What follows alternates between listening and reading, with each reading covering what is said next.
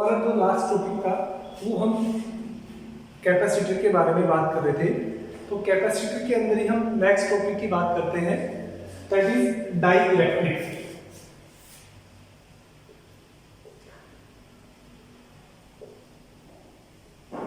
देखिएगा, सबसे पहले हम बात करते हैं कि डाइलेक्ट्रिक होता क्या है, ठीक है, और इसका क्या यूज है, हम इसको क्यों यूज करते हैं किसी भी कैपेसिटर में, इसके बारे में हम बात करेंगे।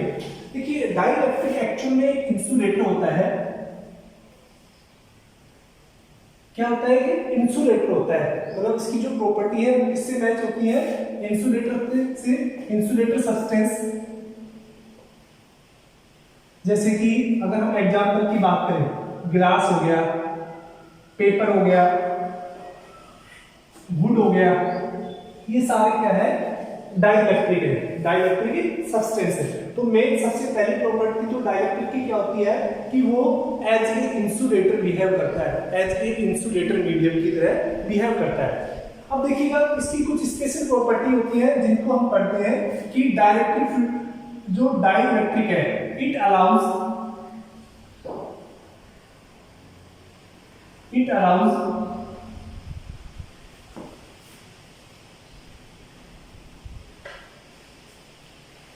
अब देखिएगा, डाइलेक्ट्रिक की कुछ स्पेशल प्रॉपर्टी होती है जिनको हम डिस्कस करते हैं यहाँ पर। तो फर्स्ट है कि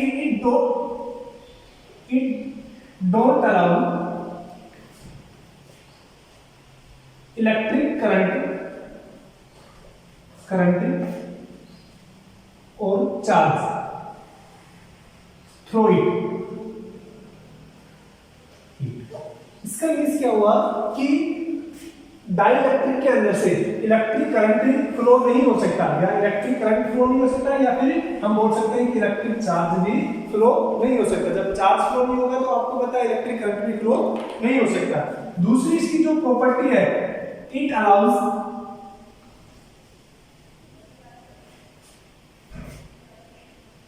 इलेक्ट्रोस्टैटिक फोर्स, जिसको हम क्या बोल सकते हैं, कूलाम फोर्स, कि जो डाइलेक्ट्रिक है उसके अंदर से इलेक्ट्रोस्टैटिक फोर्स या कूलाम फोर्स एप्लीकेबल हो पाता है। यानी अगर किसी भी डाइलेक्ट्रिक के अंदर, डाइलेक्ट्रिक मान लीजिए एक स्लैब है, गिलास की बनी हुई है, अगर दो चार्ज रखे हुए हैं, मान लीजिए ये चार्ज Q1 है और ये चार्ज Q2 है, तो ये चार्ज आपस में फ्लो नहीं हो सकते, मींस चार्ज Q1 और Q2 आपस में कंबाइन नहीं हो सकते, यहां से यहां चार्ज फ्लो नहीं हो पाएगा। लेकिन ये चार्ज Q1 है, ये चार्ज Q2 है, आपस में फोर्स लगा सकते हैं, आपस में जो फोर्स लगा सकते हैं कितना होता है, K Q1 Q2 upon R²। यानी डाइलेक्ट्रिक के अंदर इलेक्ट्रिक करंट तो फ्लो नहीं हो सकता, लेकिन इलेक्ट्रोस्टैटिक फोर्स है वो क्या हो सकता है, एप्लीकेबल हो सकता है। अगर हम बात करें डाइलेक्ट्रिक के टाइप की, कि डाइलेक्ट्रिक कितने तरह का होता है, तो देखिएगा, on the basis of structure, dielectric की स्ट्रक्चर और बिहेवियर के अकॉर्डिंग हम डाइलेक्ट्रिक को टू कैटेगरीज में डिवाइड करते हैं। टू कैटेगरीज में जो टाइप्स है, फर्स्ट होता है पोलर डाइलेक्ट्रिक,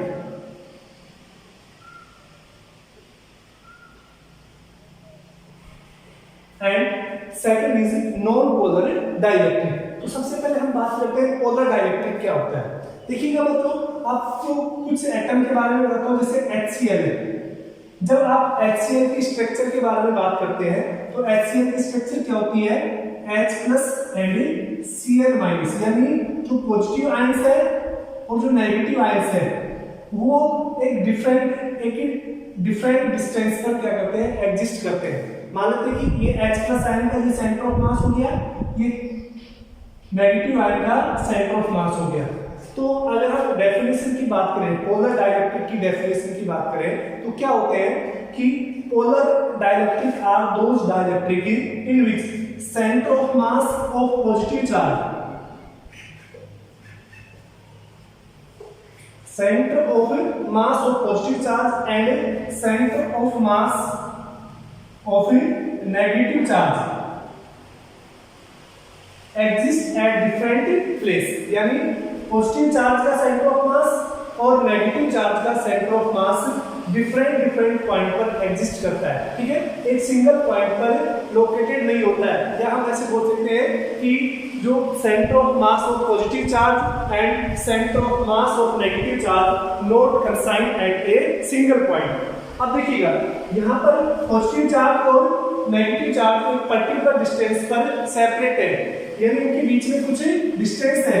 इसका मींस क्या हो गया कि जो पोलर डाइलेक्ट्रिक है इनके पास क्या होता है, they consist in dipole moment,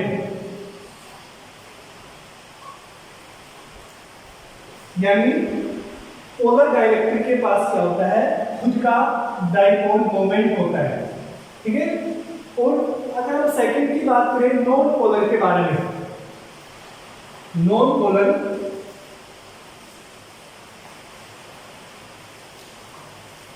polar dielectric देखिएगा, पहले वापस आते हैं पोलर के अंदर। देखिएगा एक दो एग्जांपल और लिखा हुआ है HCl के अलावा, जैसे आपने देखा होगा NaCl। अगर हम NaCl के स्ट्रक्चर के बारे में बात करें तो again Na and Cl minus, यानी centre of mass of positive charge and centre of mass of negative charge separate at particular distance, that means a polar dielectric consisting a owns dipole moment. ऐसे ही अगर हम next example बात करें H2, अगर H2 की structure आप देखते हो तो क्या होता है, H plus O minus and H plus, ये H2 की स्ट्रक्चर होती है। तो ये हाइड्रोजन का जो एटम है पॉजिटिव और ये हाइड्रोजन का जो पॉजिटिव एटम है, इन दोनों का अगर हम सेंटर ऑफ मास निकालें तो आपको पता है अगर दो इक्वल मास के ऑब्जेक्ट एक पर्टिकुलर डिस्टेंस पे रखे हुए हैं, उनका सेंटर ऑफ मास हमेशा कहां पे होता है, उनके मिड में होता है। और नेगेटिव का सेंटर ऑफ मास मान के यहां पर है, तो यहां पे देखिएगा कि centre of mass of negative और ये centre of mass of positive, ये डिफरेंट डिस्टेंस पर क्या कर रहे हैं, एग्जिस्ट कर रहे हैं। तो इसका मींस क्या होगा, ये कैसे करेंगे, पोलर डाइलेक्ट्रिक। तो आई होप आप समझ गए होंगे पोलर डाइलेक्ट्रिक क्या होता है, कि पोलर डाइलेक्ट्रिक के अंदर जो centre of mass of positive charge and centre of mass of negative charge consigned at different position.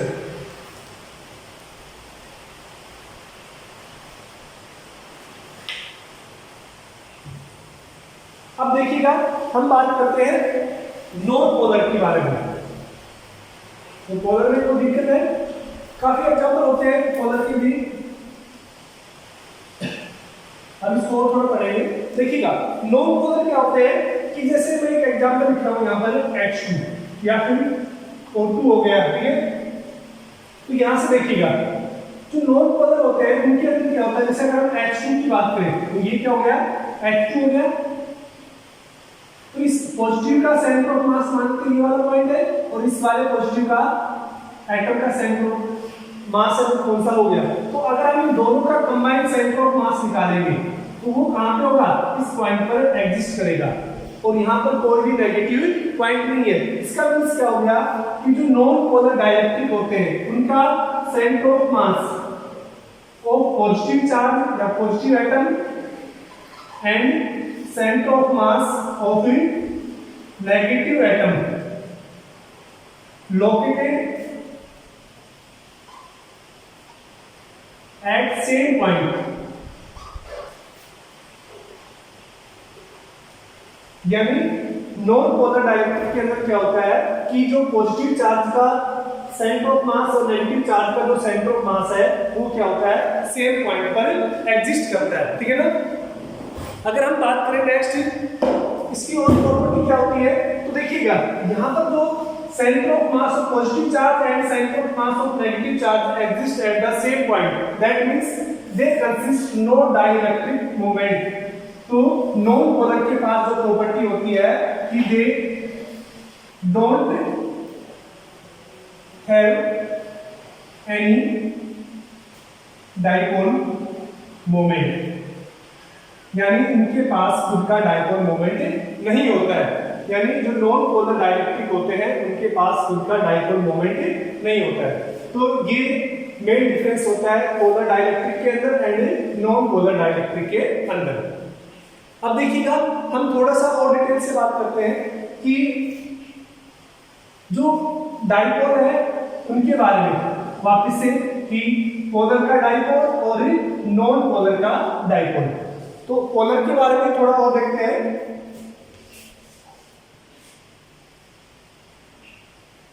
देखिएगा, मान लीजिए कि आपके पास एक पोलर डाइलेक्ट्रिक की कोई स्लैब है, मान लीजिए ग्लास की कोई स्लैब है।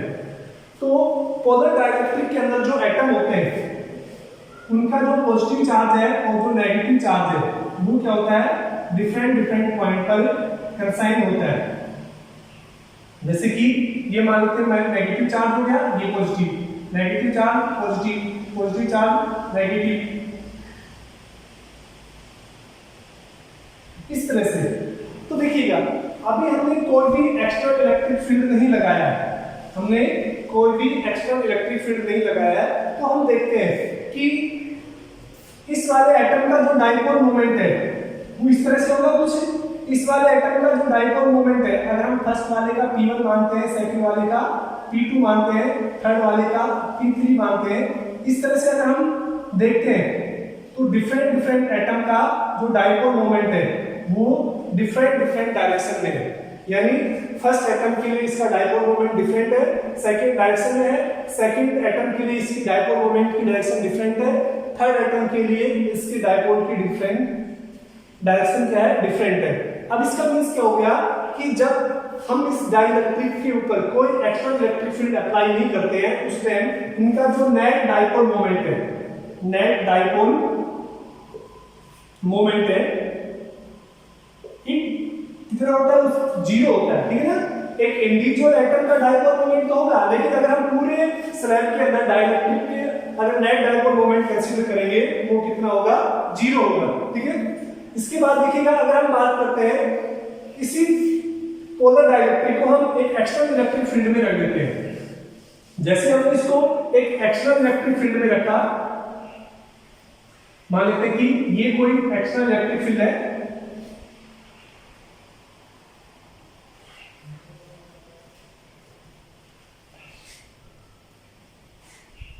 तो देखिएगा जैसे हम इस पोलर डाइलेक्ट्रिक को एक्स्ट्रा इलेक्ट्रिक फील्ड में रखते हैं तो आपको बताया इसके जो डाइपोल है, सॉरी इसके जो एटम है वो खुद को अलाइन कर लेते हैं along the direction of electric field, यानी वो ऐसे सेट हो जाते हैं एक पर्टिकुलर डायरेक्शन में।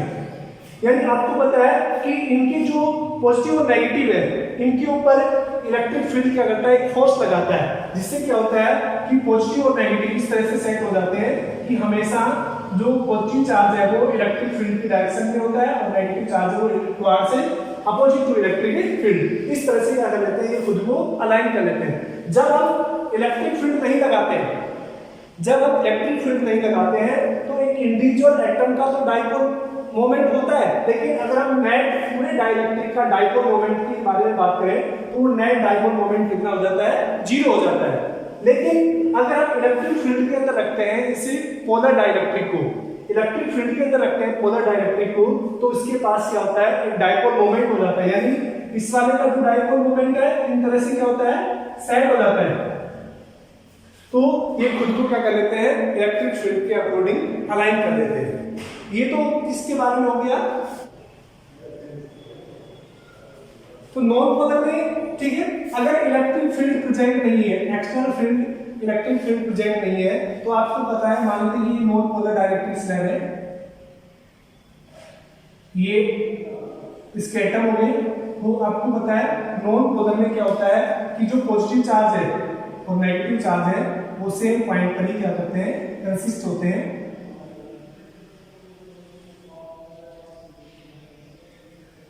तो इसका मीन्स क्या हो गया कि एक्स्ट्रा इलेक्ट्रिक फील्ड की अगर नॉन पोलर डाइपोल को हम किसी भी ऐसी जगह पर रखते हैं जहां पर एक्स्ट्रा इलेक्ट्रिक फील्ड नहीं है, उस केस में इसका जो नेट डाइपोल मोमेंट है, क्योंकि इनके पास एटम के पास तो होता ही नहीं है, तो इसका जो नेट डाइपोल मोमेंट है वो कितना हो जाएगा, जीरो हो जाएगा, क्योंकि इंडिविजुअल एटम के पास भी नहीं होता। तो देखिएगा दोनों केस में, चाहे वो पोलर हो या नॉन पोलर हो, दोनों केस में अगर इलेक्ट्रिक फील्ड नहीं होता है उस केस में नेट डाइपोल मोमेंट कितना होता है, जीरो होता है, ठीक है। लेकिन जैसे हम इसको एक इलेक्ट्रिक फील्ड फील्ड में रखते हैं, एक्सटर्नल इलेक्ट्रिक फील्ड में रखते हैं, जैसे इस नॉन पोलर को एक एक्सटर्नल इलेक्ट्रिक फील्ड में रखते हैं, तो क्या होता है, इनके जो ये एटम है ये इस तरह से डिवाइड हो जाते हैं, इस तरह से स्ट्रेच हो जाते हैं, और उनका जो पॉजिटिव और नेगेटिव कंसंट्रेशन है वो क्या हो जाती है, सेपरेट हो जाती है। ये एक्स्ट्रा इलेक्ट्रिक फील्ड की प्रेजेंस में, यानी उनके पास क्या जनरेट हो जाता है, डाइपोल मोमेंट हो जाता है।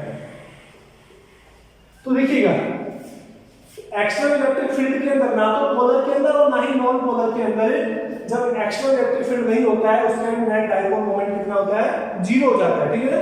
लेकिन जब हम दोनों तरह के, चाहे पोलर हो चाहे नॉन पोलर हो, उनको अगर हम किसी एक्सटर्नल इलेक्ट्रिक फील्ड में रखते हैं तो उनके अंदर क्या जनरेट हो जाता है, डाइपोल मोमेंट जनरेट हो जाता है। अब देखिएगा इस तरह से आपने देखा कि ये पॉजिटिव चार्ज और नेगेटिव चार्ज जो एटम एक ही पॉइंट के ऊपर कंसाइन थे, यानी एक ही पॉइंट पर लोकेटेड थे, अब इलेक्ट्रिक फील्ड की प्रेजेंस में, एक्सटर्नल इलेक्ट्रिक फील्ड की प्रेजेंस में क्या होता है कि ये सेपरेट हो जाते हैं, नेगेटिव चार्ज और पॉजिटिव चार्ज एक दूसरे से क्या हो जाते हैं, सेपरेट हो जाते हैं। तो ये जो प्रोसेस है ये क्या कहलाती है, पोलराइजेशन, ठीक है। यानी किसी भी एटम के अंदर जो पॉजिटिव और नेगेटिव चार्ज है वो आपस में क्या हो जाते हैं, डिफरेंट पॉइंट पर कंसाइन हो जाते हैं, या डिफरेंट पॉइंट पर खुद को फिक्स कर देते हैं, उसको हम क्या बोलते हैं, पोलराइजेशन, ठीक है ना। कि यानी हम जो एटम्स है वो क्या हो गए, पोलराइज हो गए, किसी वजह से, इलेक्ट्रिक फील्ड की वजह से। जब हमने एक्सटर्नल इलेक्ट्रिक फील्ड लगाया तो आपको पता है ये एक्सटर्नल इलेक्ट्रिक फील्ड हमेशा पॉजिटिव को रिपेल करेगा और नेगेटिव को अपनी ओर अट्रैक्ट करेगा। इससे क्या होता है कि ये जो पहले पॉजिटिव और नेगेटिव सेम पॉइंट पर कंसिस्ट करते थे, अब वो क्या हो गए, डिफरेंट पॉइंट पर फिक्स हो गए। इसका मींस क्या हो गया, इन जो एटम्स हैं एक्सटर्नल इलेक्ट्रिक फील्ड की प्रेजेंस में ये जो एटम्स हैं ये क्या हो गए, पोलराइज हो गए। तो this process known as a polarisation. Next topic आपका क्या है, डाइइलेक्ट्रिक कांस्टेंट, यानी K या फिर epsilon naught, sorry epsilon R। देखिएगा डाइइलेक्ट्रिक कांस्टेंट क्या होता है, जैसे आपके पास एक डाइइलेक्ट्रिक स्लैब है, ये डाइइलेक्ट्रिक स्लैब हो गया। जब इस डाइइलेक्ट्रिक स्लैब को आप एक्सटर्नल इलेक्ट्रिक फील्ड में रखते हैं, यानी मान लेते हैं ये इलेक्ट्रिक फील्ड है, ये पॉजिटिव चार्ज हो गया,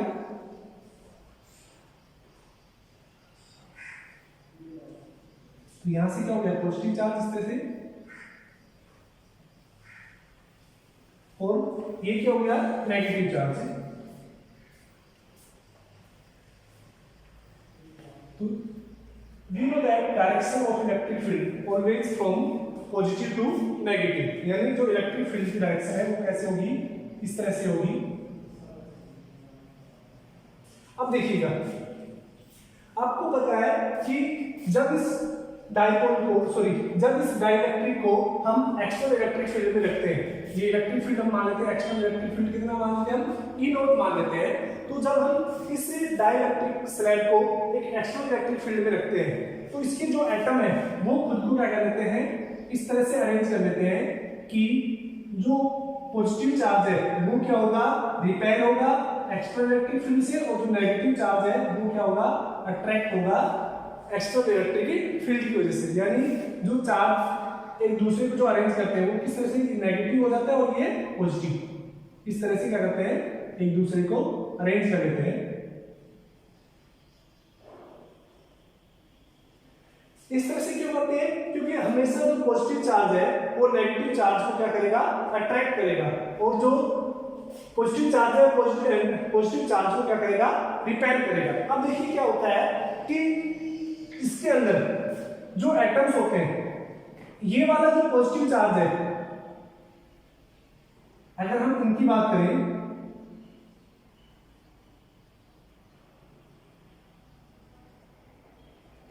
ये पॉजिटिव और ये नेगेटिव, ये एक दूसरे को क्या कर देते हैं, कैंसिल आउट कर देते हैं। यानी आपके पास जो नेट चार्ज है पॉजिटिव और नेगेटिव बचता है, सॉरी नेगेटिव और पॉजिटिव बचता है, इस तरह से। यानी एक्चुअली में क्या होता है कि जो इनसाइड इनर पार्ट के एटम होते हैं वो एक दूसरे के चार्ज डेंसिटी को क्या करते हैं, कैंसिल आउट कर देते हैं। अब देखिए क्या होता है कि यहाँ पर एक पॉजिटिव चार्ज डेंसिटी जनरेट हो जाती है, कौन सी चार्ज डेंसिटी जनरेट हो जाती है? पॉजिटिव। और यहाँ पर कौन सी चार्ज डेंसिटी जनरेट हो जाती है? नेगेटिव। हम मान लेते इसको रो पॉजिटिव मान लेते हैं और ये क्या होगी? रो नेगेटिव। तो अब क्या होता है, मैं इसको बता रहा हूँ कि अंदर में क्या होता है कि जो इलेक्ट्रिक फील्ड है इन पॉजिटिव की वजह से जो इलेक्ट्रिक फील्ड है वो किधर होगा? इस डायरेक्शन में होगा। हम मान लेते हैं कि जो इलेक्ट्रिक फील्ड अंदर जनरेट हुआ है वो कितना है? ईपी मान लेते हैं, या पी के नाम से मान लेते हैं, ठीक है ना? यानी जो पोलराइज्ड इलेक्ट्रिक फील्ड, ये ई नोट क्या होगा? Extra electric field. तो देखिएगा हमने उसको एक्स्ट्रा इलेक्ट्रिक फील्ड प्रोवाइड कराया तो डायरेक्ट इलेक्ट्रिक की जो स्लैब के अंदर जो एटम्स हैं वो खुद को इस तरह से अलाइन कर लेते हैं, यानी वो खुद पोलराइज हो जाते हैं इस तरह से कि उनका जो पॉजिटिव और नेगेटिव चार्ज है वो उनकी वजह से जो इलेक्ट्रिक फील्ड है, यानी जो पोलराइज इलेक्ट्रिक फील्ड है उसकी डायरेक्शन क्या हो जाती है? अपोजिट हो जाती है। किससे? इस एक्स्ट्रा इलेक्ट्रिक फील्ड से। अब देखिएगा जो नेट रिजल्टेंट इलेक्ट्रिक फील्ड है वो क्या होगा? इससे कम हो गया, ज्यादा कम हो जाएगा, क्योंकि ये वाला जो इलेक्ट्रिक फील्ड है इसको क्या कर रहा है? अपोजिट डायरेक्शन में रिपेल कर रहा है। यानी अगर हम यहां से नेट इलेक्ट्रिक फील्ड जो हमने इनिशियल इलेक्ट्रिक फील्ड या एक्सटर्नल, इसी को हम क्या बोल सकते हैं? External electric field,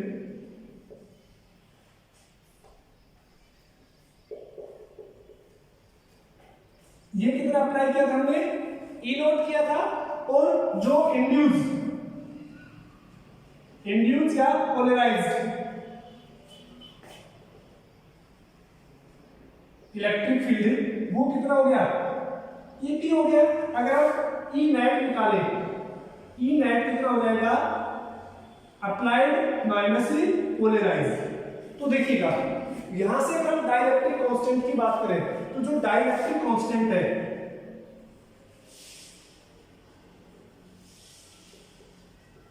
dielectric constant क्या होता है कि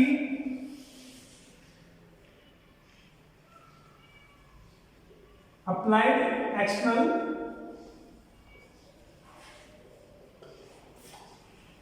इलेक्ट्रिक फील्ड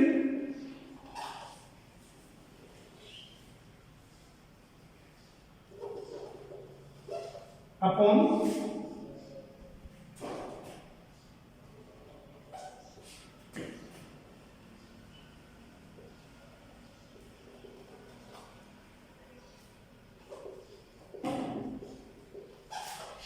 यानी जो डाइलेक्ट्रिक कांस्टेंट क्या होता है? अप्लाइड एक्सटर्नल इलेक्ट्रिक फील्ड और जो नेट रिमेनिंग इलेक्ट्रिक फील्ड है, यानी अप्लाइड इलेक्ट्रिक फील्ड कौन सा हो गया? ई नोट। और रिमेनिंग इलेक्ट्रिक फील्ड कौन सा हो गया? ये वाला। इन दोनों का जो रेशियो बचता है उसको क्या बोलते हैं? हमें डाइलेक्ट्रिक कांस्टेंट। यानी अगर यहां से हम बात करें डाइलेक्ट्रिक कांस्टेंट क्या हो गया? यहां पर लिखिए, अगर डाइलेक्ट्रिक कांस्टेंट की हो वो क्या हो गया? Applied electric field upon remaining electric field E naught minus EP, या फिर हम इसको कह सकते हैं K equal to E naught upon E.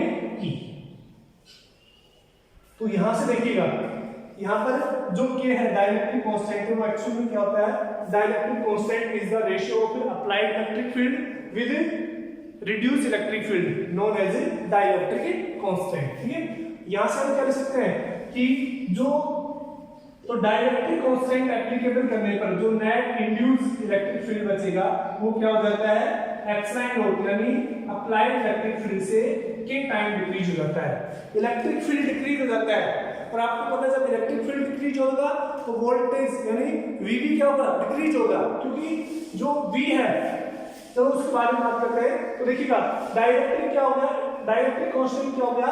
The ratio of applied electric field with the remaining electric field या reduced electric field known as the dielectric constant.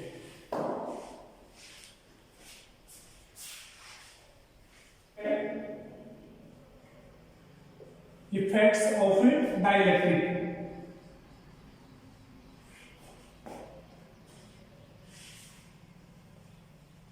Constant. Dielectric constant के क्या क्या इफेक्ट है? ठीक है ना। अगर हम फर्स्ट बात करें on electric field, electric field पर क्या इफेक्ट पड़ता है? अब देखिए अभी हमने निकाला था कि जो E है वो कितना हो जाता है? ई नोट बाई के, यानी जो इलेक्ट्रिक फील्ड है, अगर हम के कोई डाइलेक्ट्रिक कांस्टेंट की वैल्यू होती है, जैसे कि आप सीधे एयर के लिए 1 होती है, सबसे मिनिमम एयर की होती है, वैक्यूम भी बोल सकते हैं उसको, ठीक है। जैसे वाटर के लिए हम 81 यूज करते हैं। तो यहाँ पर देखिएगा कि डाइलेक्ट्रिक अगर किसी भी दो एक्सटर्नल इलेक्ट्रिक फील्ड के अंदर हम डाइलेक्ट्रिक एप्लीकेबल करते हैं तो उसके अंदर क्या होता है, इलेक्ट्रिक फील्ड की वैल्यू क्या हो जाती है, डिक्रीज हो जाती है। तो देखिए डाइलेक्ट्रिक जब हम एप्लीकेबल करते हैं तो इलेक्ट्रिक फील्ड क्या होता है, डिक्रीज होता है।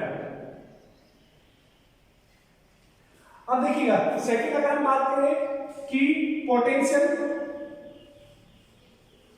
पर क्या इफेक्ट पड़ता है, हमें पता है कि जो V होता है वो कितना होता है, E डॉट D, यानी इलेक्ट्रिक फील्ड इनटू डिस्टेंस, वो क्या कहलाता है, V। अब देखिएगा जब इलेक्ट्रिक फील्ड डिक्रीज हो जाता है किसकी वजह से, डाइलेक्ट्रिक की वजह से। अगर हमने K स्ट्रेंथ का को डाइलेक्ट्रिक रखा तो V है, ये V नोट हो गया, वो कितना हो जाएगा, V equal to E by K into D। यानी जब इलेक्ट्रिक फील्ड डिक्रीज होता है तो पोटेंशियल भी क्या हो जाता है, डिक्रीज। यानी डाइलेक्ट्रिक एप्लीकेबल करने से क्या होता है, पोटेंशियल भी क्या होता है, डिक्रीज। अब जब किसी भी कैपेसिटर के प्लेट के बीच में अगर हम कोई डाइलेक्ट्रिक फील कर देते हैं, इसका डाइलेक्ट्रिक कांस्टेंट कितना है, K है, तो उसका जो कैपेसिटेंस है C है वो कितने टाइम बढ़ जाता है, K टाइम इंक्रीज हो जाता है, C नोट से K टाइम, ठीक है ना। तो एक्चुअल में जो डाइलेक्ट्रिक है उसका हम यूज क्यों करते हैं, किसी भी कैपेसिटर का कैपेसिटेंस इंक्रीज करने के लिए।